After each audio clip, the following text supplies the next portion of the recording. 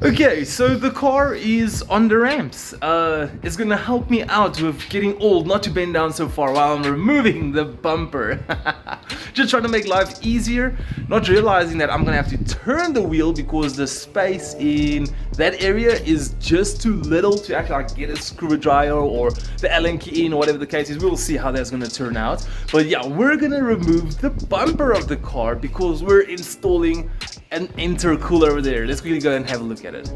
Let's talk a little bit about this intercooler over here. This is a stock, I'm not joking, it's a stock intercooler. It came off an Audi A5. What is it? It was, I think, a 2010 model. They said it came off a 2010 Audi A5 stock intercooler. And now you guys are like, but you've got a 2011 stock A4 intercooler. Why would you buy the same intercooler? It's because this one is bigger. Don't believe me? Don't worry, I'll show you. So this one is 50% bigger. Do you want to know why? Because it doesn't come off the 2-liter. Oh, phone is lagging.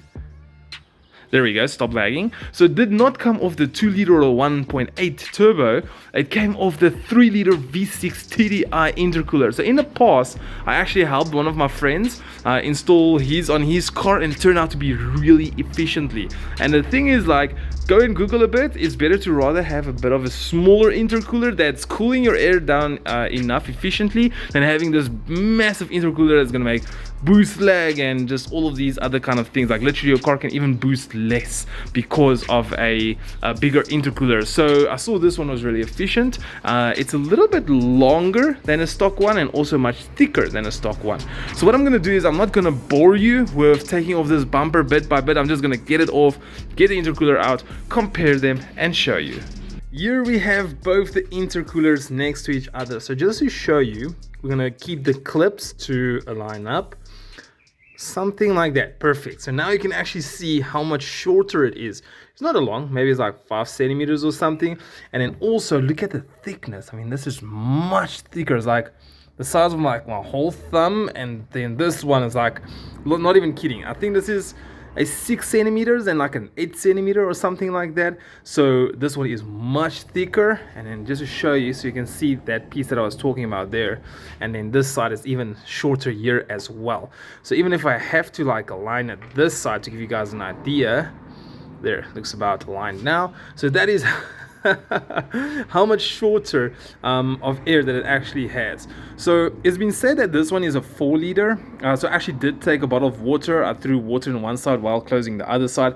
In this one I could have thrown literally two pours of 2-liter bottle of water. So this is a 4-liter, and in this one I was told that it's a 6-liter, but I could have only gotten 5 liters into it. So it's not exactly 50% bigger. Initially, it's giving a much bigger phase of cooling. And then also for the air that travels through it, it's got like, it just cools down better. Obviously, this is also like really small and compact. This can hopefully give a better airflow through it and not like a bottleneck like this one. So if this one is a bottleneck, it's a really good bottleneck because of its thickness. And I must say one thing, it's so shocking like how they get damaged like this. You know, this was the one that I got in my car, and I can promise you guys, like, it looked like this part was like this from the start, but like all of these fins, I know it's like bugs and stuff you hit along the way. What's this? Looks like it has been fixed in the past actually. And the weird thing is, even if I like take it away, if you look over here, even the other side, what's this?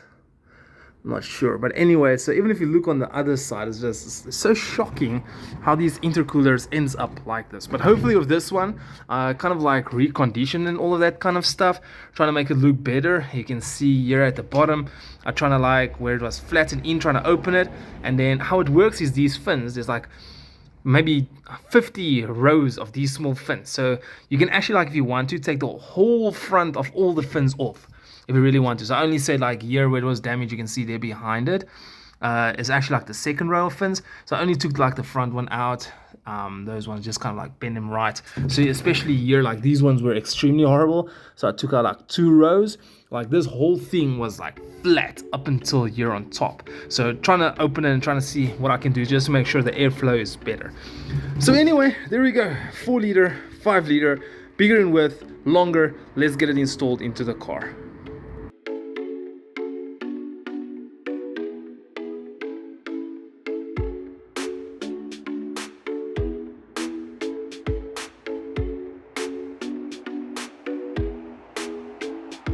Okay, so a quick update, I got this pipe on. The reason why I'm mentioning it to you guys is that these pipes can fit on these plastic in these intercooler upgrades, but it's not easy, it's very difficult. So what I did was, I got a bucket of hot water, just kind of like bend the pipe, trying to get it into it, and then secondly what I did was, I actually put the screwdriver into the one part, then I try to like clip it in at the back of the pipe, and as I move it forward, obviously this screwdriver is in the place, and I'll just like move it up and down and get the lip over, pull it out, push it on. So I'll try to see if I can get it on video on the other one. Apparently the one on, if you're looking at the car, the left hand side of the car is easy, the other side apparently is very difficult. So let me try.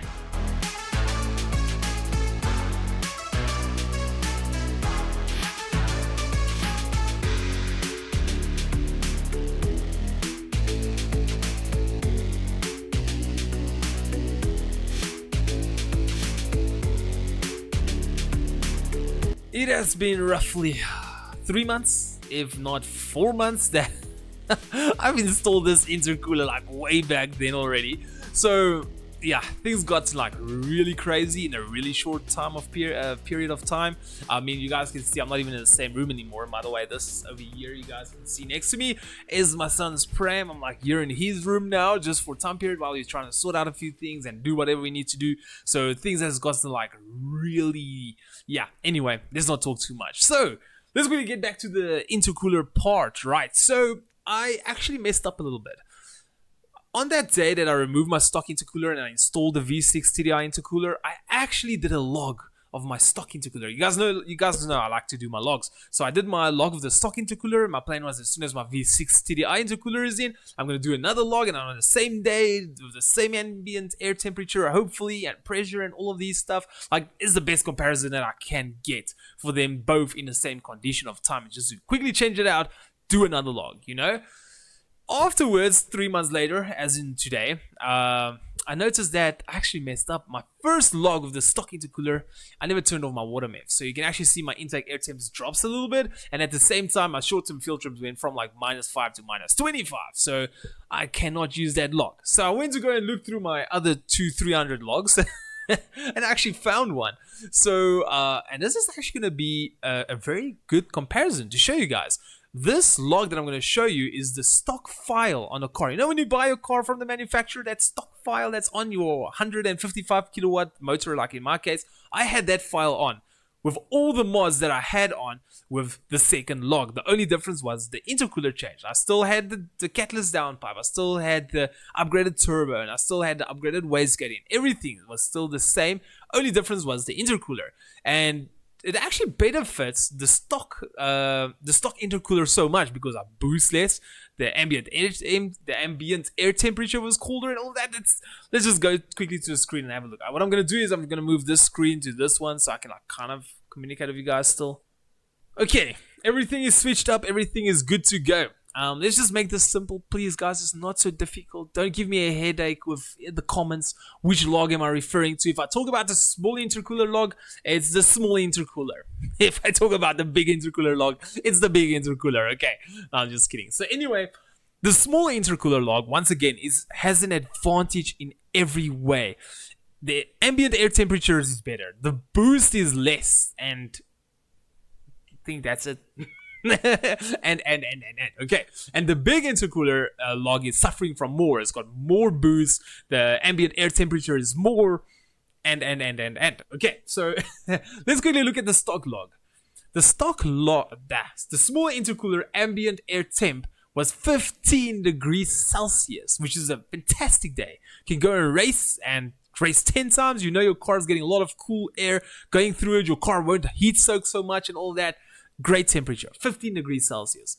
Let's go ahead and have a look at the big intercooler log, which is 25 degrees Celsius. It's literally 10 degrees Celsius more. Heat soak galore.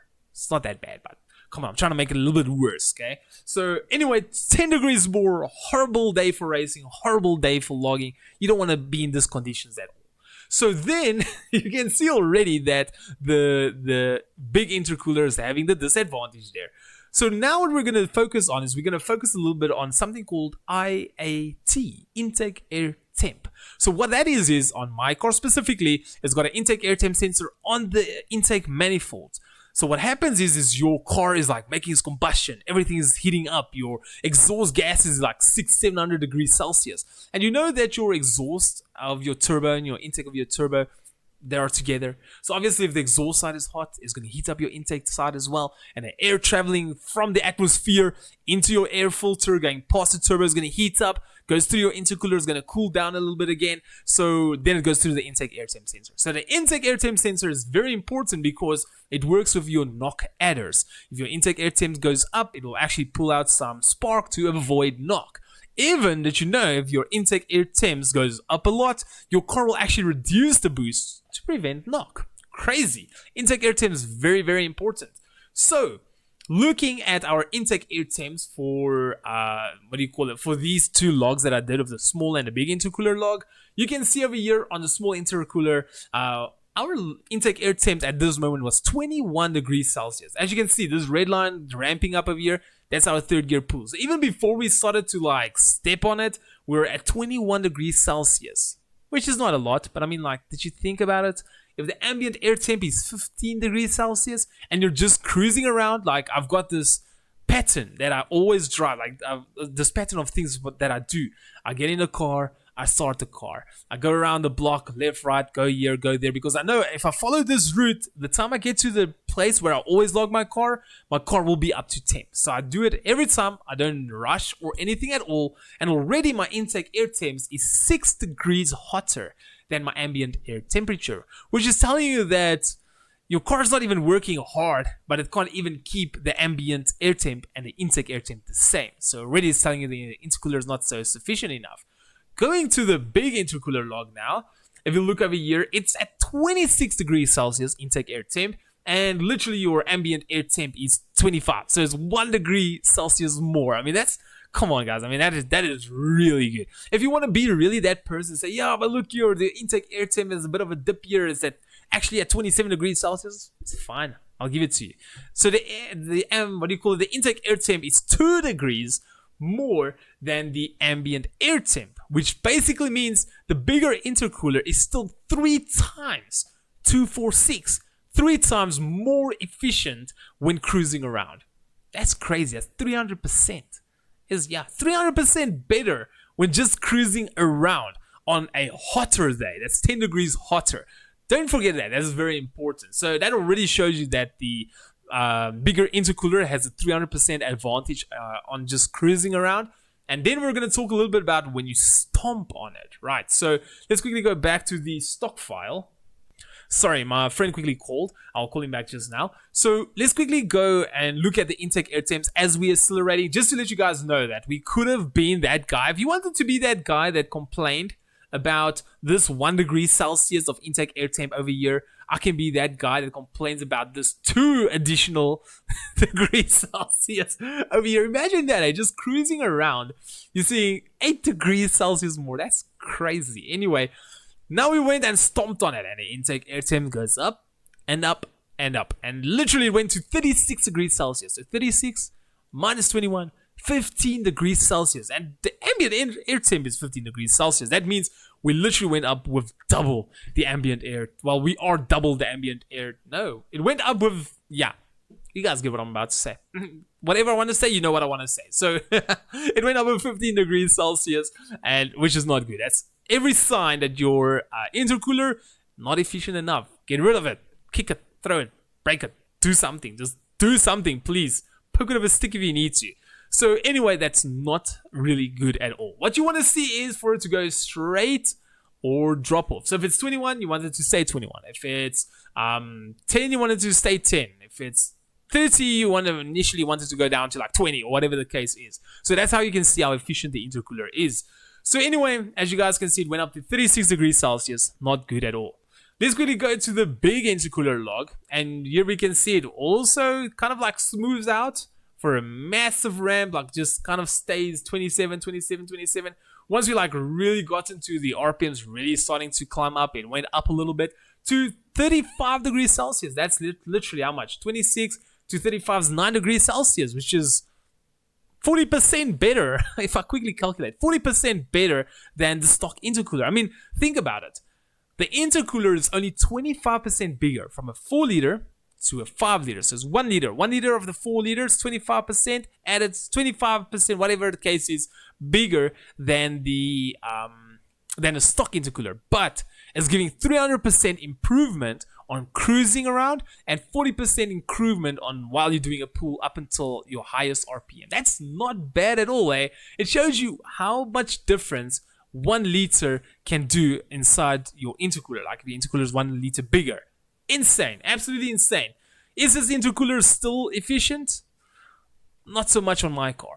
I mean, like, it didn't stay 26, it did go up at the end of the day, which shows that it's not ideal, but it's better than what it was, you know. So my friend, and I did tell you guys in the start of the video, he put it in his car. He had the 1.8 turbo. Man, I'm still struggling with my boost problems and that. I don't know, maybe if I have a boost leak, then my turbo has to, obviously, if you think about it, I'm babbling a lot now. If you think about it, let's say I'm asking for 1 bar boost and my car actually delivers 1 bar boost, but I've got a boost leak. My turbo actually has to produce like 1.2 bar boost, depending on how big the leak is, because obviously that 0.2 blows away, you lose it, and then your car still needs to deliver 1 bar boost. So it's actually running 1.2 bar boost, which means the more boost your car makes, the harder the turbo works, the more heat you generate, you know. So that's what I'm thinking. But with my friend's car, very nice car and everything, 1.8 turbo, the CDH, where I've got the CDN motor, he's actually went down. I was so amazed. That's one of the reasons why I bought it. But in my case, it didn't go down. But I'm still showing you guys that this is a major improvement.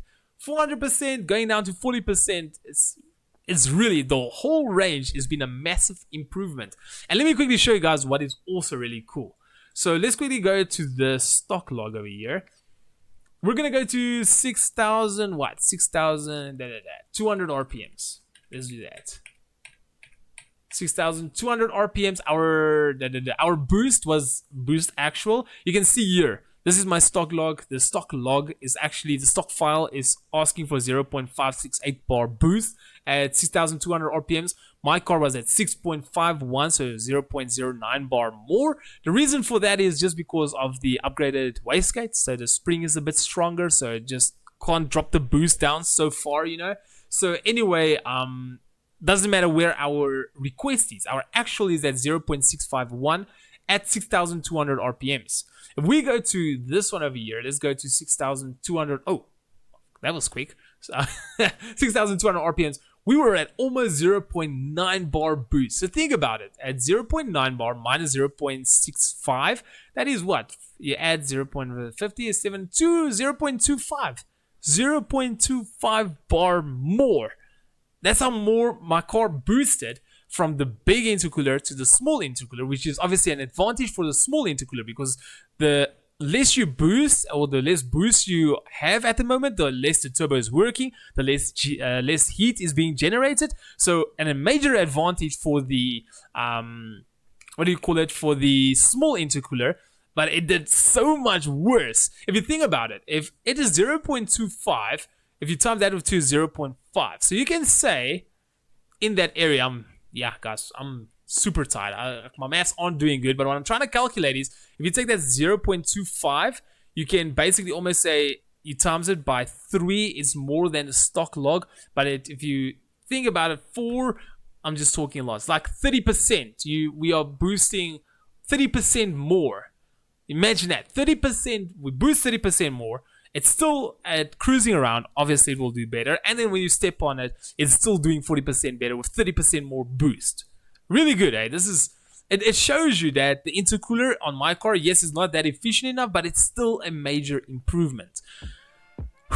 Okay, hope you guys got that. I'm not explaining it again. Anyway, guys, thank you so much for watching. I do hope that, this video kind of helped you out, give you a proper sight on how to analyze these kind of things. But anyway, guys, thank you so much for watching. I'll see you on the next one. If there's any comments, anything you want to ask, comments, just ask. I might answer you if it's a good question. Cheers, guys.